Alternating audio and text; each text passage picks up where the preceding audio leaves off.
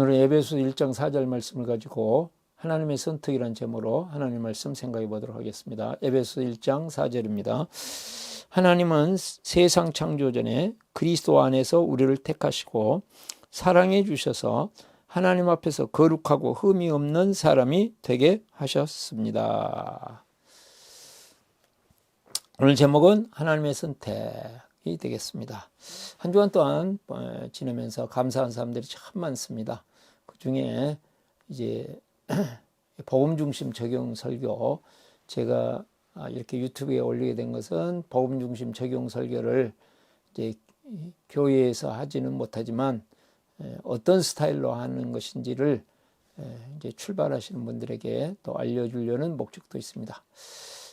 그런데 좀 어렵다 이러신 분들도 계시고, 그런데 세미나에 참석한 지 얼마 되지 않으셨는데 주일날 또 이렇게 저의 설교를 그대로 잘 본받아서 열심히 실천하시고 계신 목사님이 계시고, 또 전혀 이제는 뭐 포기하셨나 했는데 또 요즘에 들어서 열심히 이렇게 복음 중심의 설교를 하고 계시는 분들의 소식을 들으면서 참 감사했습니다. 저는 일주일에 많은 시간을 투자해서 이 설교를 준비하고 이 설교를 또 올리면서 많은 목사님들이 복음 중심의 설교를 했으면 하는 소원이 있었는데 그것을 이렇게 알고 함께 이렇게 고생하시고 노력해 주시는 모습에 감사했습니다. 누구든지 자기의 마음을 알아주고 하면 같이 동역하는 사람이 됐을 때 그분에게 감사하는 마음이 들듯이 우리가 우리 주위에 있는 사람들 마음을 알아주고 섬기는 그러한 삶이 될 수 있기를 바랍니다. 하나님께서 세상을 창조하기 전에 우리를 선택하셨습니다. 그리고 하나님의 자녀로 삼으셨습니다. 그럴 때 이제 우리에게 들어오는 의문이, 하나님께서는 어떤 사람은 선택하셔서 구원하시고 어떤 사람은 선택하지 않으심으로 말미암아서 구원을 받지 못하는가? 그렇다면 이것은 정말로 공평한 일인가, 공평하지 않지 않느냐 하는 생각을 하게 됩니다.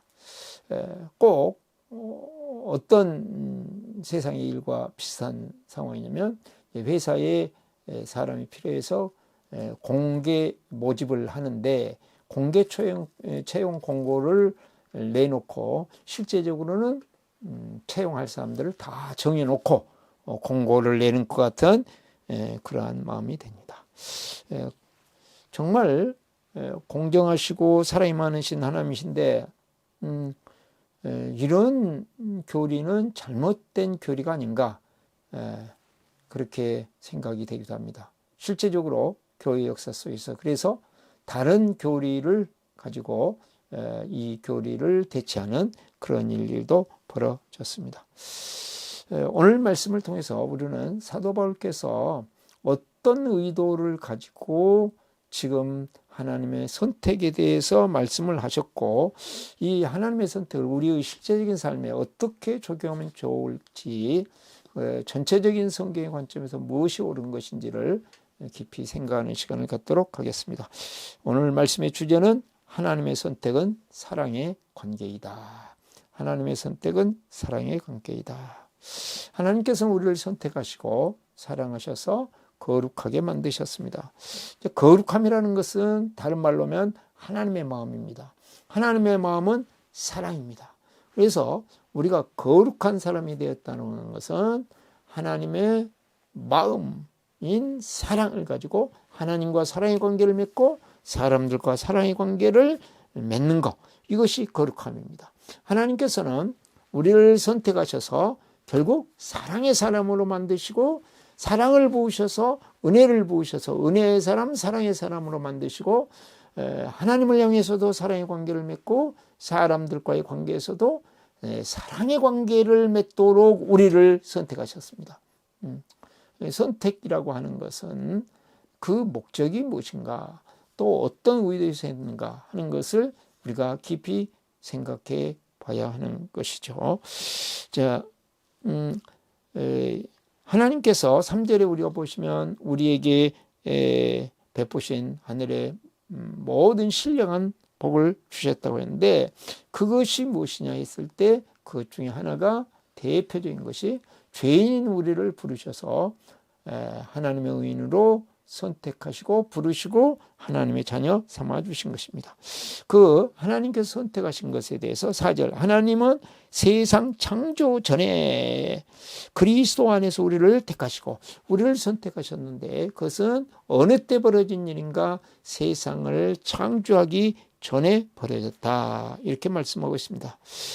이 말씀은 어떤 의도에서 이렇게 하셨냐면, 하나님께서 우리를 구원하셨는데, 우리를 하나님의 자녀 만드셨는데, 바울 사도께서 지금 에베소 교회 성도들이요, 하나님께서 여러분을 하나님의 자녀 만드신 것은 그냥 일시적인 여러분들의 어떤 반응을 보고 만드신 것이 아니고, 또 하나님의 일시적인 충동에 의해서만 여러분을 하나님의 자녀로 만드신 것이 아니고, 구원하신 것이 아니라 하나님의 원대한 계획 속에서 창조 전부터 우리의 상상을 뛰어넘는 하나님의 큰 계획, 큰 프로젝트 안에서 여러분을 구원하셨고 에베소 교회를 세우셨고 인류 역사를 진행하고 계십니다. 그러므로 여러분은 지금 현재 벌어지고 있는 수많은 이런 일들 때문에, 어려움들 때문에, 혼란스러운 일들 때문에, 억울한 일 때문에, 예상치 못했던 이 일들로 말미암아서 좌절하고 절망하고 낙담하지 말고, 정말 하나님께서 우리를 이렇게 구원하셨으므로 그 큰 구원의 계획 속에 들어왔으니 흔들리지 말고 하나님의 사랑을 신뢰하고 하나님의 지혜를 신뢰하고 하나님의 능력을 신뢰하고 하나님의 자녀로서 자녀답게 살아가기를 바랍니다 하는 것입니다.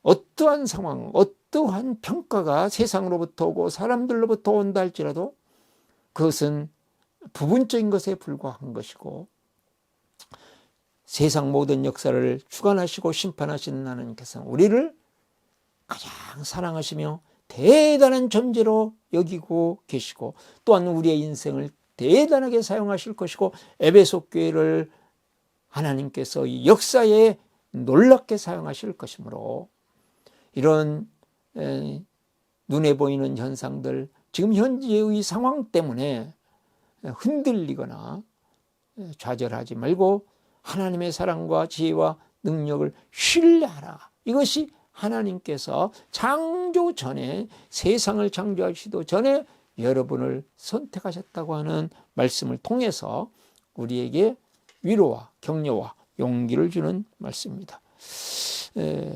사도행전 20장 27절로 28절 말씀에도 보시면 하나님의 놀라운 경륜 속에서, 원대한 계획 속에서 하나님의 아들의 피로 우리를 구원하셔서 피로 값주고 사셨다, 이렇게 말씀하고 있습니다.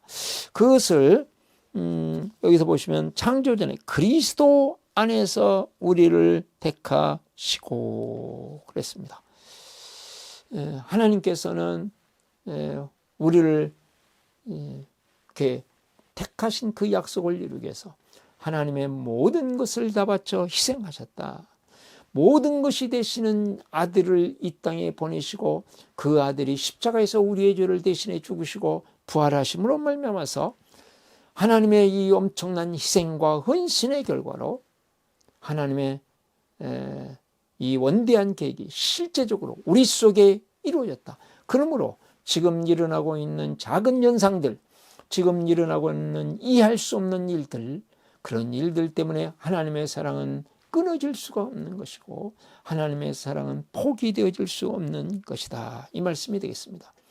자, 그러면서 우리를 택하시고 그리스도 안에서 하나님의 놀라운 사랑, 실제적인 사랑, 모든 것을 다 바친 그 하나님의 희생적인 사랑 안에서 우리를 택하시고 있습니다. 다른 말로 하면 선택받은 것은 특권이요 복이라는 것이죠.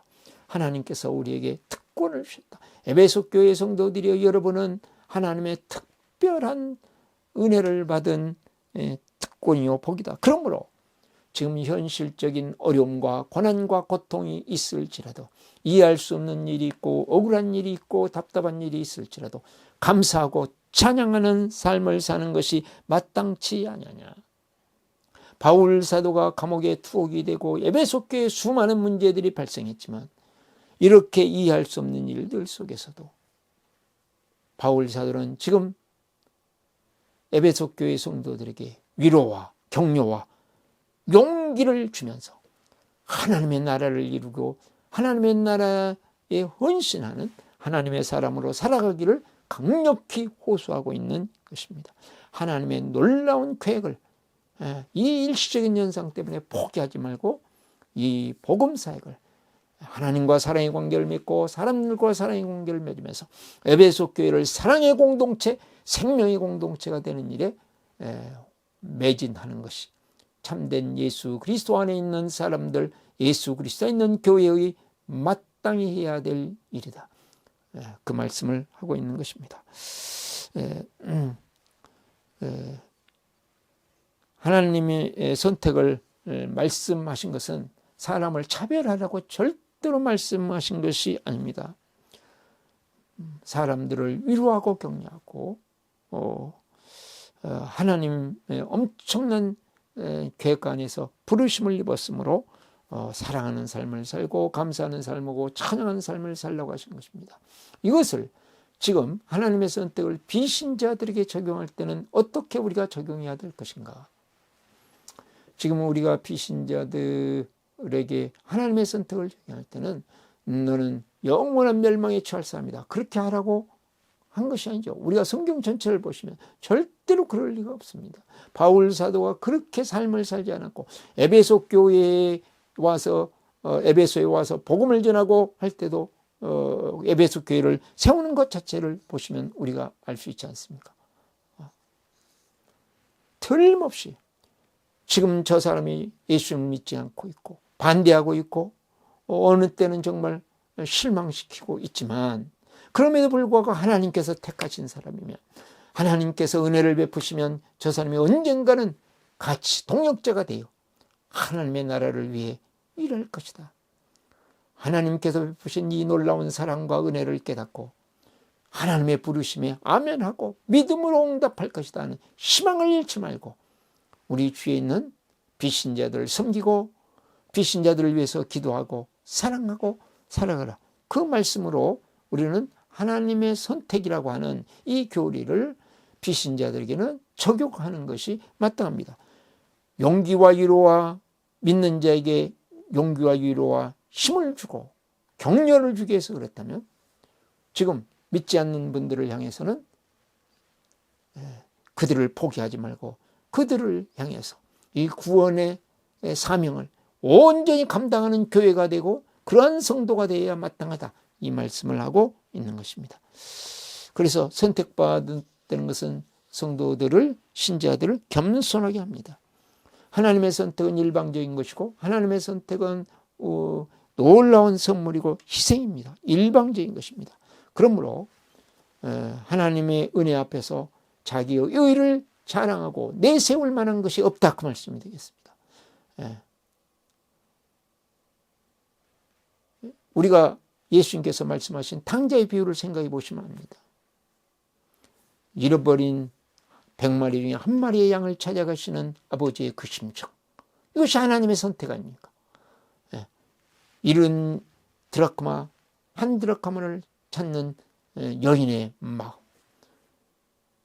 집을 나가버린 아들을 기다리는 아버지의 그 심정, 그리고 돌아왔을 때 기뻐하고 감격하는 그 마음. 그러므로 큰 아들처럼 자기 의에 빠져서 자기 기준을 가지고 분노하고 정죄하고 파괴하고 그런 삶이 아니라 겸손하게 누구에게든지 사랑의 통로가 되고 은혜의 통로가 되기를 원하는 그런 섬기는 자의 삶을 살아가는 그런 마음, 이것이 바로 하나님의 선택을 제대로 믿는 신자의 삶이고 또 이 선택을 말씀하고 있는 바울 사도의 목적이 되겠습니다. 그 다음에 사랑해 주셔서 그렇습니다. 하나님의 선택은 다른 말로 하면 뭐라는 말씀입니까? 사랑이라는 말씀이고 은혜라는 말입니다. 하나님께서 은혜를 베푸셨다. 하나님께서 우리에게 극진한 사랑을 베푸셨다 하는 말씀이 되겠습니다. 사랑이 현재 상황이 어렵다고 해서 하나님의 사랑이 변한 것이 아니다. 하나님께서 사랑하시기 때문에 우리를 강한 훈련을 시키시는 경우도 있습니다. 히브리서 12장 말씀 아닙니까? 그래서 그것을 통해서 우리를 성장시키시고 더 사랑으로 충만하고 은혜로 충만해서 찬양하고 더 노래하고 더 다른 사람들과 사랑의 관계를 맺으면서 사랑의 공동체를 이루고 하나님의 나라의 일을 이루도록 하시기 위해서 하나님께서 이와 같이 하신다. 그러면서 말씀하시기를 하나님 앞에서 거룩하고 흠이 없는 사람이 되게 하셨다. 하나님 앞에서 모든 것을 정확히 하시고 평가하시는 하나님의 기준 앞에서 거룩하고 흠이 없는 사람이 되게 하셨습니다. 어떤 사람도 모든 것을 정확히 하시는 하나님 앞에서 거룩하고 나는 흠이 없다고 말할 수 있는 사람이 없습니다. 그러나 그리스도 의를 우리에게 주시기 때문에 우리는 하나님이 보실 때 우리는 죄인이지만 우리는 수많은 실수를 하지만 우리는 넘어지지만 그럼에도 불구하고 우리를 하나님의 의를 주시고 그리스도의 의를 주시기 때문에 십자가에서 예수님이 모든 하나님의 뜻을 행하시고 그 의를 우리에게 주시기 때문에 십자가에서 모든 죄값을 치르시고 그 의를 우리에게 주시기 때문에 우리는 거룩하고 흠이 없는 사람, 그 은혜와 사랑을 깨닫고 사랑으로 충만한 사람, 생명으로 충만한 사람, 그런 사람으로 우리를 만드신다. 그래서 구원받은 사람들을 영생을 얻었다 말씀하신 것이고 우리의 실제적인 삶에서 오는 우리의 수많은 어려움들을 통해서 하나님께서는 우리를 더 아름답게 다듬으시고 이런 고난들을 통해서 어려움들을 통해서 더 하나님의 작품으로 만들어 가시는 하나님께서 보실 때 귀한 작품으로 만들어 가시는 하나의 과정이 된다. 이런 말씀이 되겠습니다. 하나님께서는 그래서 모든 것들을 합력해서 선을 이루시고 이 어려움들을 통해서 에베소 교회의 모든 교인들 또 에베소 교회가 더 아름답고 더 영광스러운 교회가 되게 하시려고 하는 하나님의 계획이다 하는 것입니다. 팀 켈러의 이렇게 강의 중에 이런 말씀이 있습니다.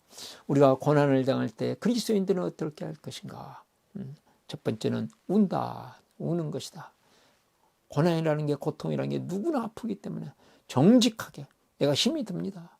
힘든다는 표현을 해야 되고 그 힘든 것을 표현하는 나는 이룰 수 없사오니 하나님 사랑을 신뢰하고 지혜를 신뢰하고 능력을 신뢰하면서 하나님 앞에 기도한다. 그래서 울고 신뢰하고 기도한다.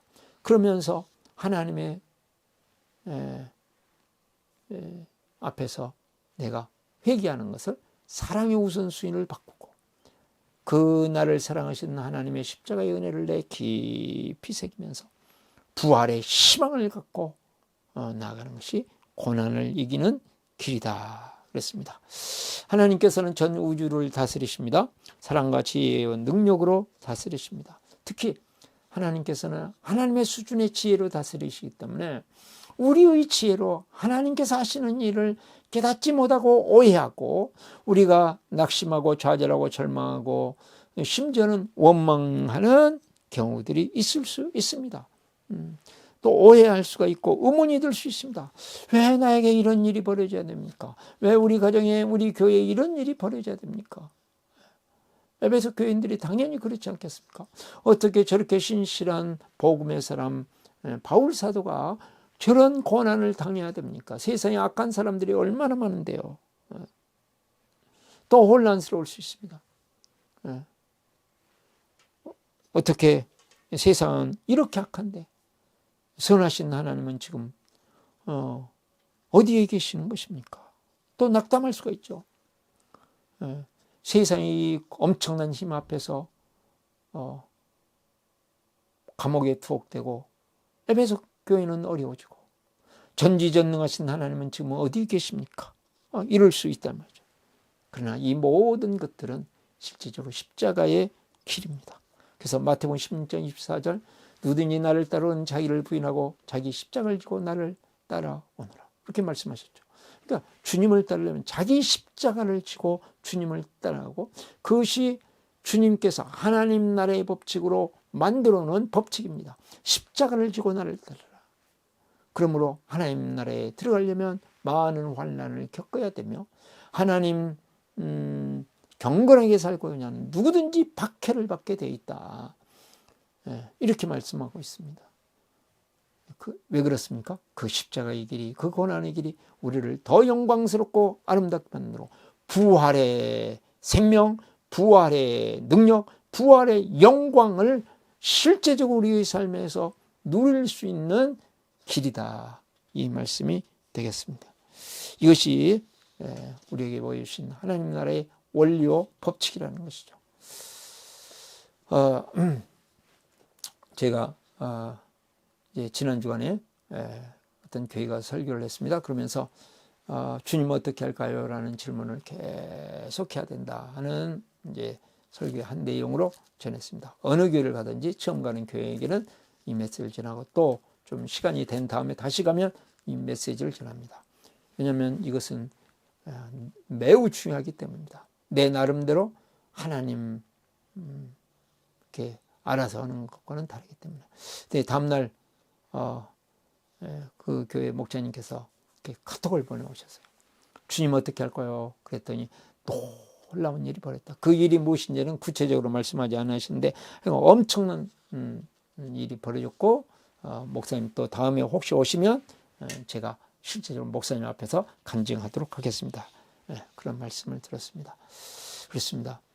우리가 알 수 없는 가운데 하나님의 인도하심을 받아 순종하는 삶을 살 때 하나님의 사랑을 신뢰하고 하나님의 지혜를 신뢰하고 하나님의 능력을 신뢰할 때 하나님께서는 하나님의 선하신 뜻을 따라 합력해서 선을 이루어 주실 것입니다.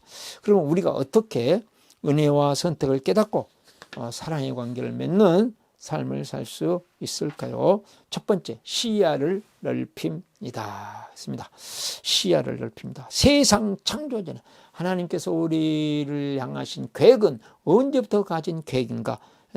그것은 세상 창조 전에다. 그래서 지금 바울 사도를 통해서 에베소 교회에 하시는 말씀 무엇입니까? 시야를 넓혀라.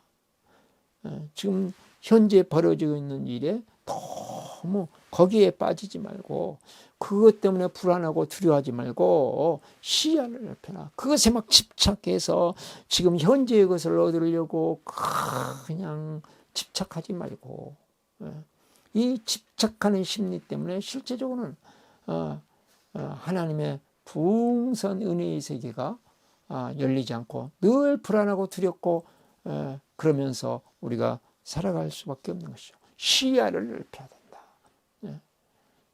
그래서 우리의 그 시야가 좁아가 일시적인 것에 너무 집중하고 그것에 마음을 다 빼앗기고 생각을 다 빼앗기고 지금 벌어지고 있는 일에 생각을 다 빼앗겨서 불안하고 두려워하지 말라.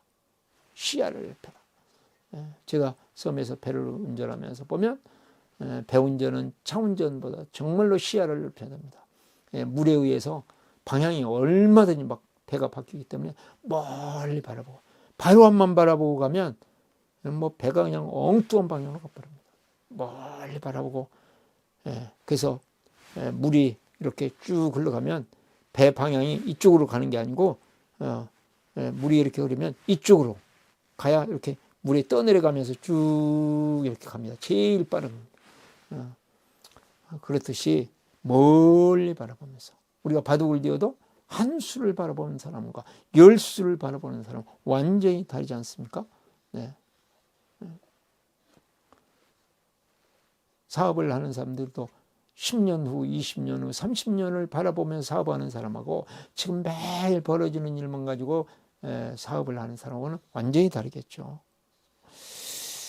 그래서 우리가 이렇게 너무 지금 현재 벌어지고 있는 현상들, 이런 것들에 집착하게 되면 마음의 여유가 사라지게 됩니다. 그럴 때 이제 우리는 이런 마음이 들죠. 그런 우리의 실제적인 현실적인 일들에 집중하는 것은 좋은 일이 아니냐. 현실을 부정하고 뜬구름 잡는 그런 삶은 허상의 삶이 아니냐. 맞습니다. 그러나 여기서 말씀하시고 있는 것은 시야를 넓혀서 현재 일어나고 있는 어려움과 고난에 눌리지 말고 그 모든 것들을 돌파하고 하나님께서 이루실 그 일을 생각하면서 지금 현재 맡겨진 사랑의 삶을, 생명의 삶을 살아라. 그런 말씀이 되겠습니다.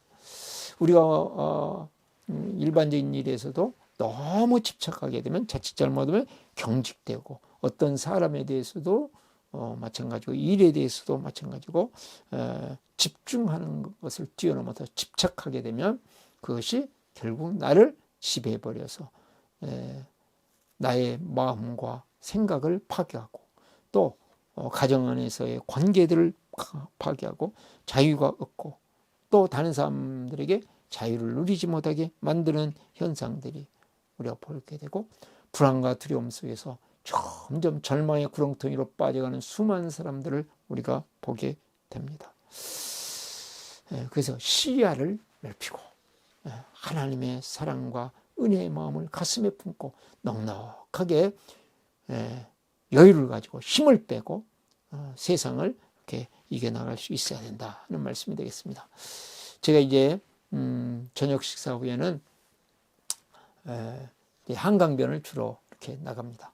한강변을 걷고 이렇게 옵니다. 근데 내려가는 길이, 아파트에 내려가는 길이 좁습니다. 이제 그 좁은 길을 가는데 저쪽에서 어떤 부부가 큰 개를 끌고 오는 거예요.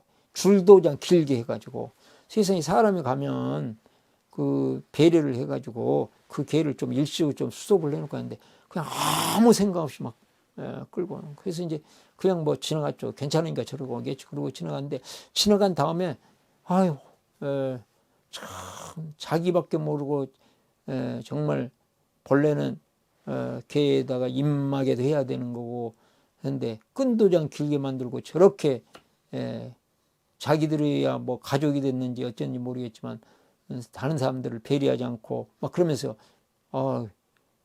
저기 개만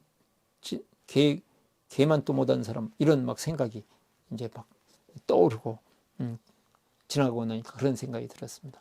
저도 모르게 좀 여유를 가지고 사랑의 마음을 이렇게 잃지 않고 살아야 되는데, 그에 나타나는 현상 앞에서 큰 막 흔들리는 것을 봤습니다. 네, 우리는 그럴 수밖에 없습니다. 수시로 이런 일이 있습니다. 중요한 것은 그런 것들을 빨리 극복해내는 훈련을 하는 거죠. 적용 질문입니다. 현실적인 어려움 때문에 불안하고 두려워한 일은 무엇인가요? 두 번째로, 우리에게 은혜와 사랑을 베푸시는 하나님을 바라봅니다. 하나님께서는 그리스도 안에서 우리에게 은혜를 베푸시고 사랑을 베푸셔서 결국은 우리를 아름다운 작품으로 만드신 하나님 앞에서 얼마나 영광스럽습니까? 여러분, 뭐 주민들 앞에서, 사람들 앞에서 중요하죠. 그러나 어떤 노래를 부르는데 노래 전문가 앞에서, 그림을 그리는데 그림 미술가 앞에서 인정을 받는 놀라운 작품이었다. 대단하지 않습니까? 온 세상 모든 만물을 만드신 하나님 앞에서 거룩하게 흠이 없게 아름다운 작품이 되고 신선한 작품이 되고 감탄할 만한 작품이 되도록 하시기 위해서 현재 어려움과 힘든 일이 다가올 뿐이라는 것이죠. 하나님께서는 우리가 불안과 두려움을 극복하고 집착을 극복하고 감사와 찬양의 삶을 살아가기를 원하십니다. 그래서 이사야서 53장 6절 우리는 모두 양처럼 길을 잃고 각기 제 갈 길로 흩어졌으나 주님께서 우리 모두의 죄악을 그에게 지우셨다. 그렇게 말씀하셨습니다. 그래서 예수님께서는 우리에게 이제 사랑하셔서 영원한 생명을 주시기 위해서 요한복음 3장 16절 이 땅에 오셨고 믿는 모든 자들에게 영원한 생명을 주신다. 이렇게 말씀하고 있습니다. 하나님 우리 예수님께서는 이 땅의 것이 아니라 영원한 세계를 차원이다는 엄청난 세계를 우리에게 주시려고 오셨고 그것을 보여주려고 오셨고 실제적으로 우리의 것이 되기 위해서 오셨습니다. 그리고 이제 그 절정인 십자가와 부활인데 십자가와 부활 바로 전에 최후의 만찬에서 제자들의 발을 씻으시면서 낮은 자리로 내려가셔서 씻어주시면서 예수님이 떠나가는 것 때문에 불안하고 두려워하지 말고 너희들을 통해서 앞으로 놀라운 일을 이룰 것이다 하는 것을 보여주시죠. 예수님은 가장 악한 자가 돼서 십자가의 처형을 받으실 것입니다.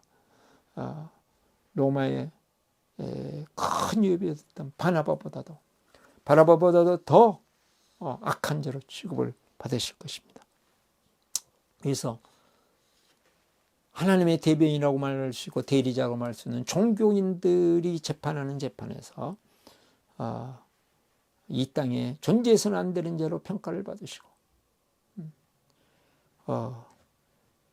이방의 총독이었던 빌라도는 풀어주고자 했으나 십자가에 못 박으라고 광분하는 종교인들, 하나님의 뜻을 제일 잘한다고 하는 사람들로부터 완전히 매도를 당하시고 우리에게 있는 모든 죄와 저주와 우리의 연약함과 불안과 두려움과 집착의 이 허물을 다 해결하시기 위해서 친히 십자가를 지시고 골고다의 언덕을 오르시고 십자가에서 우리가 당해야 되는 지옥의 고통을 당하시면서 말로 다 할 수 없는 모든 고통을 당하시고 결국은 내가 목마르다 인간이 당할 수 있는 수치와 배고픔과 목마름과 고통과 영적 고통, 정신적 고통, 육체적인 고통을 다 감당하시고 하나님 아버지로부터 버림을 받으시고 십자가에 죽으시고 영원히 떠나가실 때 성전의 휘장이 위로부터 아래로 쫙 찢으면서 우리에게 하늘의 문이 열려지고 언제든지 은혜의 보좌 앞에 담대히 나갈 수 있는 길을 열어주셨습니다. 하나님의 아들이심에도 불구하고 가장 낮은 자리에 오시고 가장 끔찍한 희생을 치르시면서 우리에게 은혜, 우리에게 사랑의 그 보호자에 이를 수 있는 길을 열어주셨습니다. 그 증거가 예수님이 무덤을 깨치고 부활하신 것입니다. 성령님께서는 우리 예수님께서 십자가와 부활을 통해서 그 생애를 통해서 이루어 놓으신 이 하나님의 의를 오늘 또 우리에게 주시고 이 하나님의 은혜를 하나님의 사랑을 오늘 또 우리에게 부어주시고 우리를 사랑의 사람이 되게 만드시고 우리를 통해서 사랑의 관계를 이루면서 사는 하나님의 사람이 되게 하십니다. 제가 수요일 날 이렇게 모임을 가지면서 감사한 사랑, 감사한 일들, 또 기도 제목 이렇게 나누는데 한 분이 그러셨어요. 참 지금 경제적으로도 어렵고 또 가정에 이렇게 공황장애로 힘들어하는 가족이 있어서 잠도 제대로 못 자고 참 어려운 상황인데 그럼에도 불구하고 늘 감사하다. 왜 그러나 했을 때 나는 죽었습니다. 내가 죽고 나니까 이렇게 모든 일들이 감사와 노래로 바뀐다 하는 간증을 들었습니다. 십자가의 은혜 앞에 내가 죽어질 때 자기를 부인하고 자기 십자가를 지고 나를 따라오면 십자가의 은혜가 우리의 가슴에 채워질 때 우리는 현실적인 어려움과 난관 속에서도 감사하며 찬양하며 돌파해 나갈 수 있을 것입니다. 적용 질문입니다. 십자가의 은혜를 가슴에 품기에 어떤 훈련을 하실 것인가요? 자, 우리가 사랑의 관계를 가지고 모든 불안과 두려움과 집착을 극복하면서 살기 위해서는 세 번째로 힘들어하는 사람을 기도하고 섬깁니다. 하나님의 선택받은 백성으로서 정말 하나님 주신 이 사랑과 은혜를 마음껏 누리고 찬양하고 감사하며 살기 위해서는 우리 주위에 있는 힘들어하는 사람들을 기도하고 섬길 때, 나누어줄 때, 이 사랑을 나누어주고 이 은혜를 나누어줄 때 하나님의 은혜로 말미암아서 더 우리에게 풍성한 삶이 이루어질 것입니다. 바울 사도께서 현재 감옥에 있지만 에베소 교회를 생각하시면서 바울 이렇게 편지를 보내고 이들을 격려하고 위로한 것처럼 우리 주위에 힘들어하고 불안해하고 두려워하고 집착에 매달리고 정신적으로 시달리고 삶에 억눌려 있는 많은 사람들에게 우리는 사랑과 은혜의 통로가 되어줘서 하나님의 세계를 보여주는 또 간증을 통해서 또 그들의 마음의 위로와 격려를 줄 수 있으면 얼마나 좋겠습니까? 어떤 사모님이 전화를 하셨어요. 회복의 삶을 하셔야 되는데 조금 어떻게 해야 될지 모르겠다 하는 소식을 제 아내로부터 듣고 그러면 제가 섬겨드리겠다. 그래서 내일 오전에 회복의 삶 세미나를 합니다. 사모님 한 분이면 한 분 있는 대로 그렇지 다른 사람들이 있으면 다른 사람들이 있는 대로 이렇게 제가 섬기겠습니다. 회복의 삶을 하셔서 많은 사람들이 그 마음이 힘들고 영적으로 힘든 사람들이 거기서 해방되고 정말 은혜와 사랑의 삶으로 생명의 삶으로 변화될 수 있다면 뭐 작은 섬김 그거 섬길 수 있죠. 그리고 이제 광고를 했는데 특별히 이제 호주에서 네 분이 이렇게 참석을 하시게 됐습니다. 그분들은 이제 교재를 받아볼 수 없기 때문에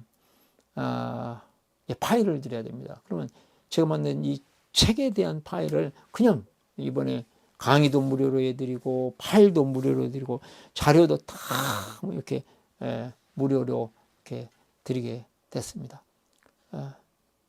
그 일을 통해서 지금 신앙생활하면서도 억눌려 있고 답답해 있는 사람들이 해방만 될 수 있다면 또한 주위에 있는 많은 사람들이 해방될 수 있다면 그것은 하나님 앞에서 기쁜 일이겠죠. 적용 질문입니다. 일주일 동안 특별히 누구를 섬기실 것인가요?